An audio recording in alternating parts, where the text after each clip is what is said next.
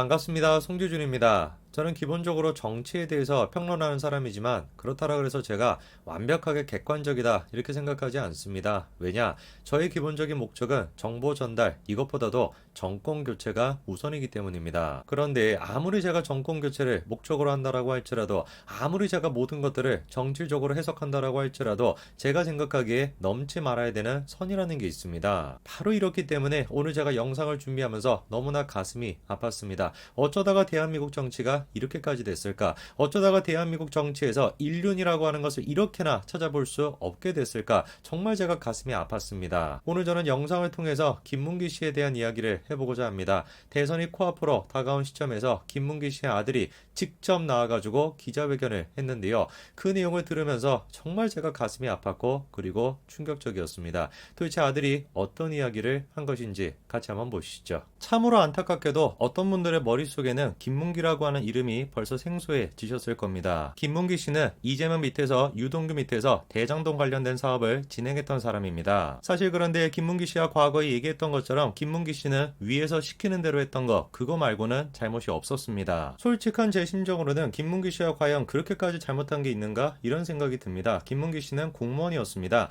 글자 그대로 시키는 대로 움직이는 사람 그게 김문기 씨였어요. 정말로 우리가 대장동 사건에서 책임을 물어야 되는 사람은 김문기 씨 같은 사람이 아니라 김문기 씨에게 지시를 내렸던 사람 그게 유동규가 됐거나 이재명이 됐거나 그 윗선에게 우리가 책임을 물어야 되는 거겠죠. 그리고 여러분도 잘 아시는 것처럼 이재명 후보가 대장동 사업을 뭐라고 규정하고 있습니까? 단군 이래 최대 공익 사업이다 이렇게 주장하고 있잖아요. 그런데 적어도 그런 주장을 하려면은 초과이익 환수 조항 그거를 넣었어야 되는 거 아닙니까? 정작 그런데 대장동 사업이 진행될 때 초과이익 환수 조항은 빠져 있었고 오히려 그거를 넣어야 된다라고 주장했던 사람이 바로 김문기 씨였습니다. 한마디로 제가 보기에 김문기 씨가 처해 있던 상황은 꼬리 자르기 그 이상도 그 이하도 아니었습니다. 책임을 져야 되는 사람은 따로 있었던 것인데 시키는 대로 움직였던 아니 오히려 대장동 사업을 공익적으로 이끌어가려고 했던 김문기 씨한테 모든 책임을 떠넘겼던 것이죠. 이후로도 마찬가지였습니다. 계속해가지고 이재명 측에서는 김문기 씨를 잘라내려고 했습니다. 한마디로 뭐라는 거예요? 자기는 몰랐다라는 겁니다. 김문기가 어떤 사람인지. 김문기 처장은 개인적으로 시장 재직 때 아셨습니까? 아니면 어떻습니까? 제가 시장 재직 때는 몰랐고요. 예. 제가 이분을 알게 된 거는 제가 도지사가 된 다음에 분명히 이재명 후보가 뭐라고 했습니까? 방송까지 나와가지고 시장 재직 당시에 김문기라고 하는 사람을 몰랐다라고 얘기했습니다. 정말 저 얘기가 사실일까요? 자, 우선 일단 이 사진부터 보시죠. 이때가 언제냐?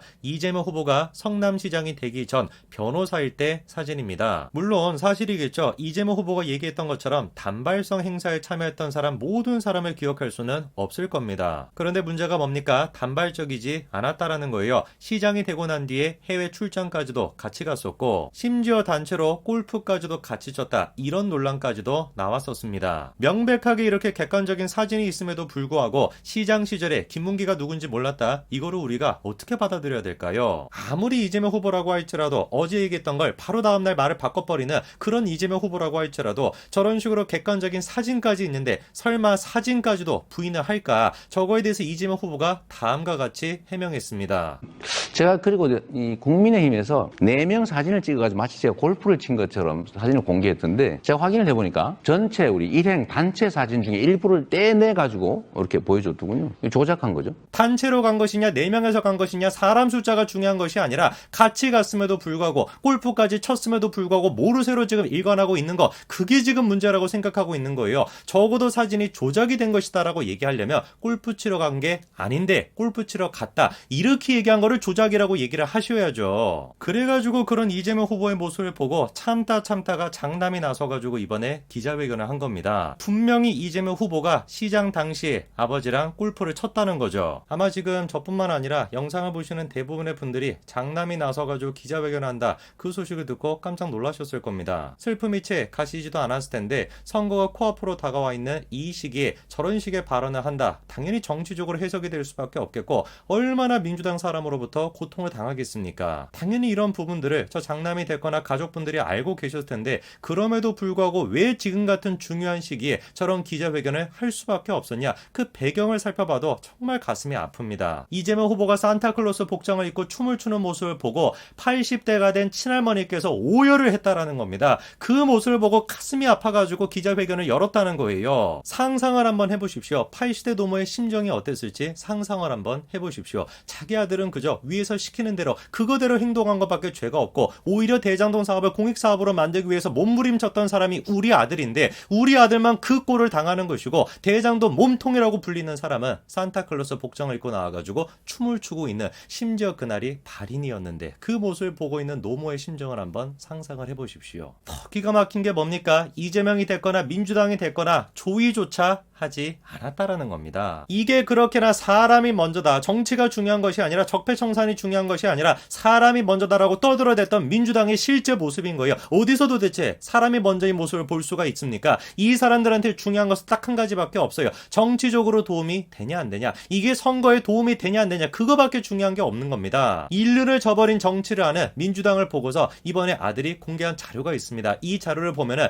설령 평상시에 이재명 후보를 지지한 사람이라고 할지라도 이재명 후보랑 김문기 씨가 몰랐다, 이렇게 주장할 수는 없을 겁니다. 제일 첫 번째 사진을 보니까 어떻습니까? 김문기 씨와 이재명 당시 시장이 손을 꼭 잡고 있는 모습을 확인할 수가 있죠. 이동할 때도 마찬가지로 김문기 씨가 이재명 시장과 함께 했습니다. 그리고 가장 결정적으로 이번에 김문기 씨의 육성이 공개가 됐습니다. 나 얼굴 너무 많이 타버렸어. 오늘 시장님하고 본부장님하고 골프까지 쳤다? 오늘 너무 재밌었고 좋은 시간이었어. 김문기 씨가 해외 출장을 가가지고 이번에 자료를 공개한 장남의 딸을 위해 가지고 저렇게 영상 편지를 남겼던 겁니다. 분명히 김문기 씨가 뭐라고 얘기하고 있습니까? 너무 행복했대요. 너무 즐거웠다라는 겁니다. 왜? 본부장님이랑 시장님이랑 골프를 같이 쳐가지고. 저기서 얘기하고 있는 본부장이 누구를 뜻하는 겁니까? 유동규를 뜻하는 거겠죠. 저기서 얘기하는 시장님이 누구를 뜻하는 겁니까? 이재명 시장님을 뜻하는 거겠죠. 김문기 씨의 육성 파일까지 공개되어 있는 지금 시점에 또다시 이재명 후보는 저 파일조차도 조작이 된 것이다, 이렇게 주장을 하실 겁니까? 김문기 씨가 일전에 뭐라고 얘기했습니까? 모든 책임을 자기한테만 떠넘기고 있다, 아무도 자기를 보호해주지 않는 것 같다, 이렇게 얘기했습니다. 도대체 어떤 상황에 김문기 씨가 놓여 있어서 저런 식의 얘기를 했던 것인가 알아보니까 대장동 사건의 핵심 기관 중에 한 곳인 성남도시개발공사에서 김문기 씨에게 다음과 같은 행동을 했더라고요. 아무런 결정권이 없었음에도 불구하고 김문기 씨를 고소하겠다라고 했다는 겁니다. 고소뿐만 아니라 손해배상까지 청구하겠다라고 했다는 건데, 실제로 확인해보니까 김문기 씨가 마지막 날 오전 11시에 인사위원회 중징계에 회부가 됐었습니다. 그리고 실제로 고발까지도 검토하고 있었다라는 거죠. 더 충격적인 것은 성남도시개발공사에서 김문기 씨에게 어느 정도 금액을 압박했다는 겁니까?